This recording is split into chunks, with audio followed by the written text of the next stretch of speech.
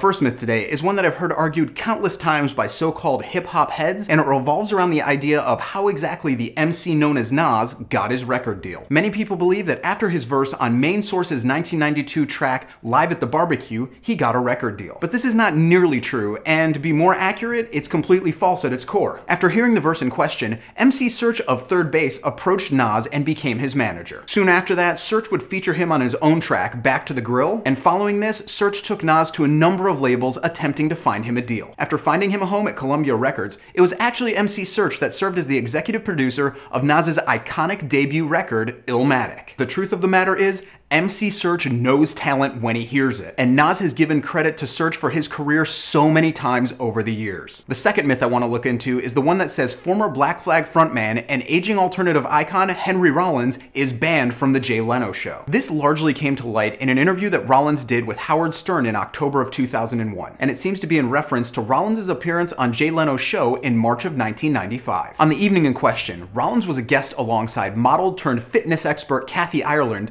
who was there to promote her brand new line of fitness tapes. Watching the interview now, it's quite clear that both Rollins and Leno were a bit bored with the interview. And as the show came to an end, Rollins took Ireland's VHS tape and made it do a series of acrobatic fitness moves while smashing it into the corner of Leno's desk. Following the interview, the band Simple Minds played, and during their song, Rollins stepped behind the cameras and yelled to the crowd, "This shit is weak!" And apparently, the crowd cheered in agreement. Amusing? Certainly. But did it get him banned from the show? Well, it certainly seems to have made the producers of the show think more than twice about rebooking Rollins on the show, but even in the months preceding the interview with Howard Stern, and in recent years, Rollins has been on the show, so clearly he wasn't banned. Our final myth for today is very much a myth in its purest form, as there's a great deal of theory and overall uncertainty behind it. The other evening, I found myself doing karaoke in the East Village, and after we rocked out a thoroughly breathtaking rendition of Queen's Bohemian Rhapsody, I was asked just what the heck the song is all about. There are many who say that the lyrics speak about a murderer being haunted by the demons of his past, perhaps even going as far as pointing to Albert Camus' The Stranger, while others claim that the words are completely nonsensical, only put in place to fit with the music. However, there's also a rather complex theory that states that Bohemian Rhapsody is actually about the personal situation Freddie Mercury found himself in when he was writing this song. The reality is that during this period, it's believed that Freddie Mercury had just had his first gay encounter after living with Mary Austin for 7 years. One can then take the song as a view into his emotional state, and this lends perfectly to the lyrics, most notably on the Mamma Mia Let Me Go portion, as well as the references to the devil. Though Freddie himself was asked many times about the truth behind these rather fatalistic lyrics,